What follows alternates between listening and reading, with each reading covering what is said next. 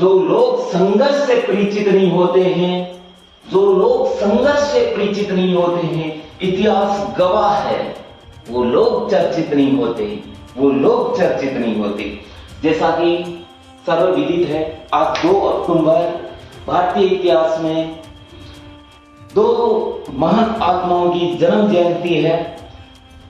एक तो भारत के राष्ट्रपिता महात्मा गांधी जी और भारत के दूसरे प्रधानमंत्री लाल बहादुर शास्त्री जी की जन्म जयंती पर मैं दोनों पुण्य आत्माओं को नमन करता हूं, प्रणाम करता हूं। गांधी जी का जन्म 2 अक्टूबर 1869 को गुजरात के पोरबंदर नामक जगह पर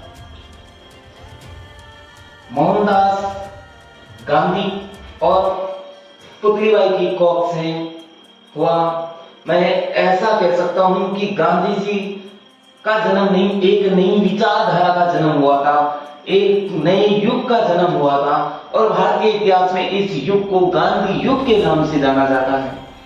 अपनी प्रारंभिक शिक्षा प्राप्त करने के पश्चात गांधी जी का सपना था डॉक्टर बनने का, लेकिन जिस संप्रदाय से वो आते थे उस संप्रदाय में चीर-फाड़ की अनुमति नहीं थी, इसलिए गांधी जी अपनी आगे की शिक्षा प्राप्त करने के लिए लंदन, ब्रिटेन में बैरिस्टर की पढ़ाई, बैरिस्टर का मतलब होता है वकालत की पढ़ाई करने के लिए इंग्लैंड चले गए।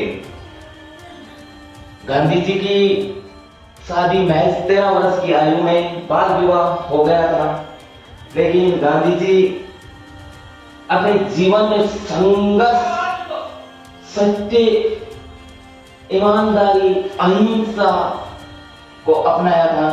गांधी जी वकालत की पढ़ाई करके भारत में वकालत का कार्य शुरू किया, लेकिन उसमें कुछ खास सफलता हासिल नहीं कर पाई। उसके पश्चात गांधी जी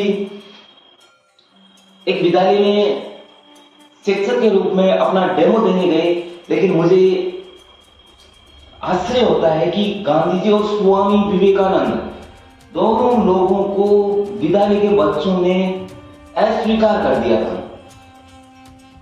फिर उन्होंने एक कंपनी भी खोली, लेकिन उसमें भी कोई खास सफलता हासिल नहीं हुई। उसी दरमियान भारत के मजदूर अफ्रीका में काम करने के लिए गए थे। उनमें एक अब्दुल्ला भाई नाम का व्यक्ति था जिसकी कंपनी थी अब्दुल्ला एंड कंपनी के नाम से। उनके भाइयों के बीच विवाद हो गया था जायदाद को लेकर, और वो गुजराती भाषा में लिखी गई थी, इसलिए वहां के कोर्ट में उसकी अपील दायर की गई थी, जिसके बारे में वो गुजराती भाषा भी समझ नहीं पा रहे थे वहां के जज। तब अब्दुल्ला भाई भारत में एक ऐसे व्यक्ति की तलाश कर रहे थे जो गुजराती भाषा का ट्रांसलेट अंग्रेजी में कर दे और अंग्रेजी भाषा का ट्रांसलेट अनुवाद वापस गुजराती में करके समझा सकें। 1893 की बात है। अब्दुल्ला भाई की मुलाकात गांधी जी से होती है और गांधी जी अफ्रीका निकल जाते हैं। अफ्रीका में गांधी जी 1915 तक संघर्ष करते हैं और गांधी जी खुद कहते हैं, आई बॉर्न इन इंडिया, मेरा जन्म भारत में हुआ है, लेकिन आई मेड इन अफ्रीका, मुझे अफ्रीका में बनाया है। गांधी जी अफ्रीका में जब एक बार फर्स्ट क्लास का टिकट लेके ट्रेन में सफर कर रहे होते हैं, लेकिन जैसे ही डिब्बे में बैठते हैं और गोरे लोगों ने गांधी जी को नीचे उतार देते हैं। कारण ये था कि उस समय अफ्रीका में ही नहीं, संपूर्ण विश्व में रंगभेद की नीति थी। गोरे लोग अपने आप को उच्च समझते थे और काले लोगों को निम्न समझते थे, और जो उच्च वर्ग के लोग होते वही ट्रेन की फर्स्ट क्लास की टिकट पर सफर कर सकते थे। गांधी जी स्टेशन मास्टर से जाकर संपर्क करते हैं और पुणे वापस फर्स्ट क्लास का टिकट लेते हैं। अगले दिन जैसे ट्रेन में चढ़ते हैं वापस उनका विरोध होता है, लेकिन गांधी जी ने हार नहीं मानी और वहां से अपने सत्याग्रह की शुरुआत करते हैं और पूरे संपूर्ण अफ्रीका में अपना नाम कर देते हैं। अफ्रीका में रह रहे मजदूर, दलित, शोषित वर्ग गांधी जी से प्रेरित हुआ। वहां पर गांधी जी ने नेडाल कांग्रेस की स्थापना की। संघर्ष में इस जीवन की शुरुआत दौर में अफ्रीका में अपना नाम चर्चित कर दिया और वो नाम संपूर्ण विश्व में गूंजने लगा। उसी दरमियान भारत में भी स्वतंत्रता की लड़ाई दिनों दिन बढ़ रही थी। तो गांधी जी के राजनीतिक गुरु गोपाल कृष्ण गोखले के आह्वान पर गांधी जी जब 9 जनवरी 1915 को भारत पहुंचे, 9 जनवरी को प्रतिवर्ष भारतीय प्रवासी दिवस के रूप में भी मनाया जा रहा है।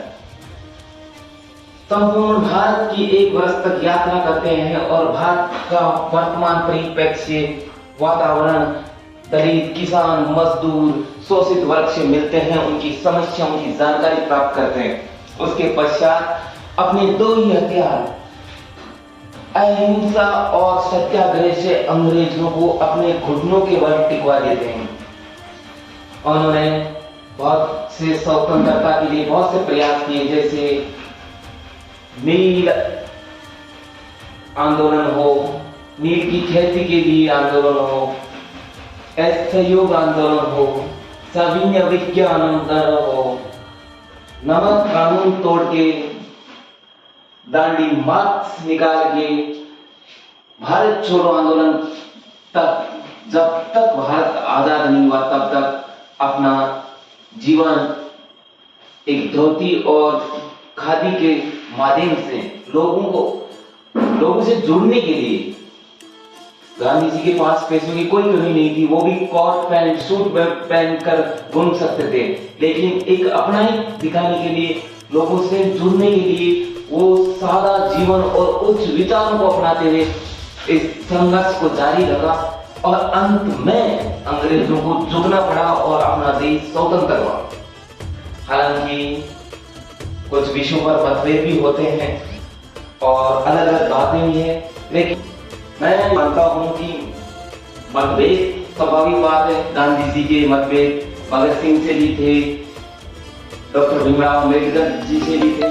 राजनीतिक जीवन में मतभेद होना स्वाभाविक बात है, लेकिन जब जब इतिहास पढ़ा जाएगा तब तक गांधी को पढ़ा जाएगा, गांधी के संघर्ष को पढ़ा जाएगा, गांधी के अहिंसावादी नीति को पढ़ा जाएगा, गांधी की बुनियादी नीति को पढ़ा जाएगा, गांधी जी के संघर्ष को पढ़ा जाएगा। इसी के साथ मैं दोनों पुण्य आत्माओं को एक बार नमन करते हुए अपनी वाणी को विराम देना चाहूंगा। अंत में मैं कहना चाहूंगा, नजर को बदलो नजारे बदल जाते हैं, नजर को बदलो नजारे बदल जाते हैं, सोच को बदलो सितारे बदल जाते हैं, सोच को बदलो सितारे बदल जाते हैं। कश्तियां बदलने की जरूरत नहीं है मेरे दोस्त, दिशाओं को बदलो, किनारे खुद ब खुद बदल जाते हैं। जय हिंद, जय भारत।